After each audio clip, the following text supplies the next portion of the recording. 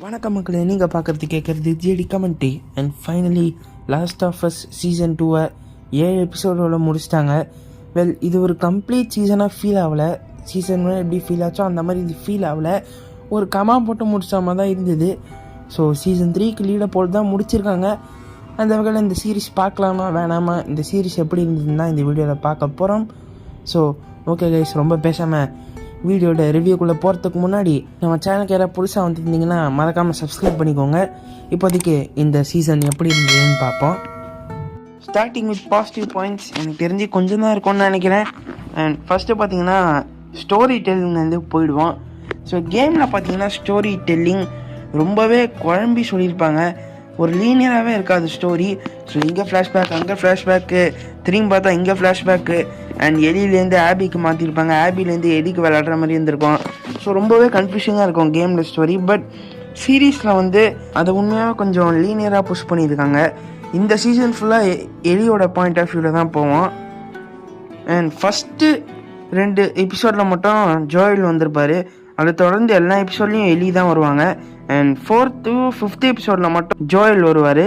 So Joel மொத்தம் 3 episode தான் இந்த சீசனில் அப்பியர் ஆகிருக்காரு. ஸோ ஏன்னு உங்களுக்கு தெரியும்.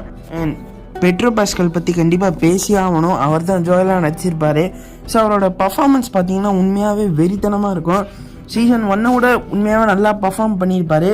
ஸோ ஜோயலை கொல்ற அந்த சீன்லலாம் லிட்டரலி அவர் வந்து அதை சொன்னால் புரியாது, அதை பார்த்தா மட்டும் தான் உங்களால் எக்ஸ்பீரியன்ஸ் பண்ண முடியும். அந்த அளவுக்கு பர்ஃபார்ம் பண்ணியிருப்பார். நம்ம எலி பார்த்திங்கன்னா படுத்திருப்பாங்க. ஸோ ஜோயல் எந்திரின்னு கத்துவாங்க. லிட்ரலி அவர் அந்த டைமில் எந்திரிக்க ட்ரை பண்ணுவார். ஸோ அந்த அளவுக்கு மெனக்கட்டு பர்ஃபார்ம் பண்ணியிருக்காரு நம்ம பெட்ரோ பாஸ்கல். லைக் ஜோயலாகவே மாறியிருக்காரு. ஸோ அதெல்லாம் கேமோட உண்மையாகவே ஆக்யூரேட்டாக இருந்தது. வெல், இதை நம்ம கேமோட கம்பேர் பண்ணக்கூடாது தான். அது கேம், இது வந்து சீரீஸு. பட் ஒரே விஷயத்த மட்டும் நான் கேமோட கம்பேர் பண்ணுவேன். அது கூட சீக்கிரம் சொல்கிறேன் என்னதுன்னு. அண்ட் பெட்ரோ பாஸ்கல் ஆக்டிங் உண்மையாகவே வெறித்தனமாக இருந்தது. அவர் தான் இந்த சில எபிசோட்ஸே தூக்கி நிறுத்தினது. அண்ட் எபிசோட் 2லேயே இவரை முடிச்சு விட்ருவாங்க. அதுக்கப்புறம் எபிசோட் 5ல் தான் அப்பியர் ஆவார். ஸோ இது வந்து ஒரு ஃப்ளாஷ்பேக் எபிசோட்.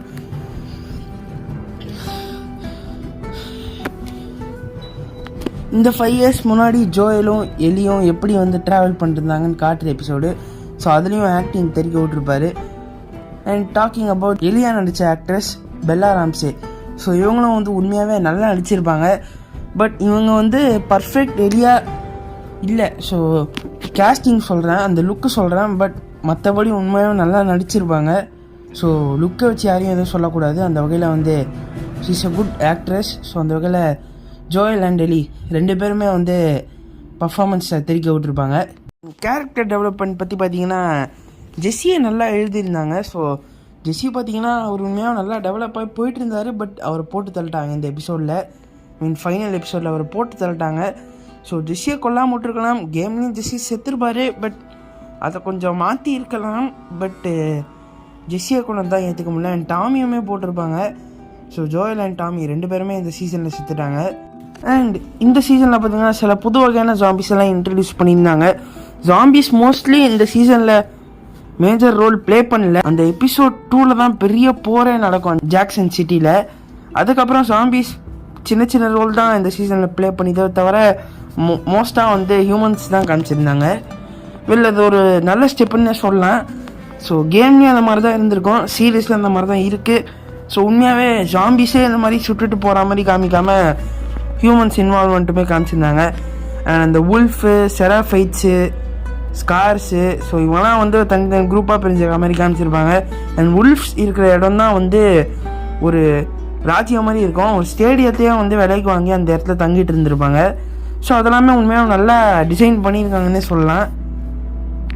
அண்ட் கேமை விட நிறைய விஷயம் பெட்டராக இருக்குது இந்த சீரீஸில். அண்ட் எனக்கு தெரிஞ்சு பாசிட்டிவ் பாயிண்ட்ஸ் அவ்வளோ தான் நினைக்கிறேன். இப்போ நெகட்டிவ் பாயிண்ட்ஸ் கிட்ட போவோம். ஃபஸ்ட்டு நான் இந்த கேமோட கம்பேர் பண்ண வேணாம்னு சொன்னேன்ல. பட் இந்த விஷயத்த மட்டும் நம்ம கேமோட கம்பேர் பண்ணி ஆகணும். கேமில் இருந்த சில ஃப்ளாஸை மாற்றாமல் அப்படியே கொண்டு வந்திருக்காங்க. ஸோ கேமில் பார்த்தீங்கன்னா லாஸ்ட் ஆஃப் அஸ் 1ல் இருந்ததை விட இந்த கேமில் எமோஷன்ஸ் நிறையவே இருந்திருக்கும்.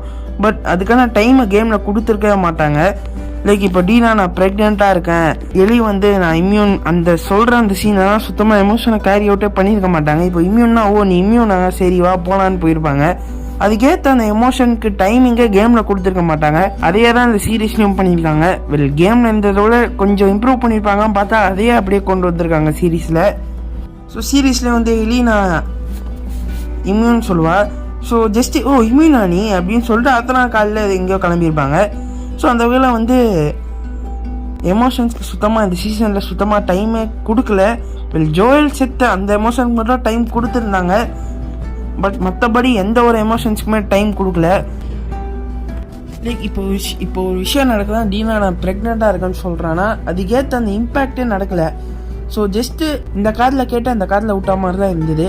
அண்ட் இன்னும் நான் சொல்ல வருது, நிறைய மெயின் கேரக்டர்ஸை வந்து இந்த சீசனில் போட்டு தள்ளியிருக்காங்க.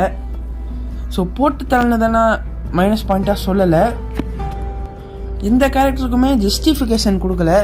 ஸோ ஜெஸ்ஸியை மட்டும் ஒழுங்காக எழுதிட்டு இருந்தாங்க, பட் அவரையுமே ஜஸ்டிஃபிகேஷனே இல்லாமல் போட்டு தள்ளிட்டாங்க. அண்ட் டாமியும் சொல்லலாம். ஸோ அவங்க யாருக்குமே ஜஸ்டிஃபையாக பண்ணல இந்த கேரக்டர்ஸை, அப்படியே வந்து ஒரு ரீசனே எல்லாம் போட்டு தள்ளிட்டாங்க. பட் ஜோயலுக்கு அப்படி இல்லை. ஜோயலை கொல்றதுக்குன்னு ஒரு பர்பஸ் இருந்தது, அந்த பர்பஸ்க்காக ஆபி ஜோயலை கொன்னா. பட் மற்ற கேரக்டர்ஸ்க்கு அப்படி இல்லை, ஜஸ்ட் அப்படியே போகிற போக்கில் வந்து போட்டு தள்ளிட்டாங்க. அண்ட் அது நமக்கு இம்பேக்ட்ஃபுல்லாகவும் இல்லை. ஸோ இப்போ ஜெஸ்ஸி செத்தார், டாமி செத்தார்னா அதுக்கு வந்து நம்ம ஃபீலும் பண்ணல. ஸோ அந்த வகையில் வந்து எந்த கேரக்டர்ஸ்க்குமே வந்து மோஸ்ட்டாக இம்பார்ட்டன்ஸ் தரல.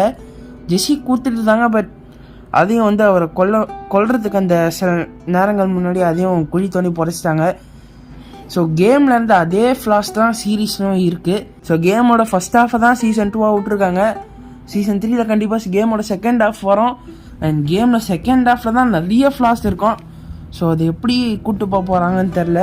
அண்ட் கிளைமேக்ஸ் இவங்க பெட்டராக பண்ணணும், அப்படி பண்ணலன்னா தச்சு சீசன் 3 ஊற்றிக்கிறதுக்கான சான்சஸ் இருக்குது. அண்ட் ஓகே கைஸ், நீங்கள் இந்த சீரீஸ் பார்த்துருந்தீங்கன்னா உங்களோட கருத்தை மறக்காமல் கீழே கமெண்ட் பண்ணுங்கள். அண்ட் இந்த வீடியோ உங்களுக்கு பிடிச்சிருந்தது, யூஸ்ஃபுல்லாக இருந்ததுன்னா லைக் பண்ணுங்கள். அண்ட் நம்ம சேனலை சப்ஸ்கிரைபும் பண்ணுங்கள் மக்களே. அடுத்த ஒரு ஆசமான வீடியோவில் மீட் பண்ணுறேன். அது வரைக்கும் ஹேவ் ஃபன் கைஸ். வரட்டா?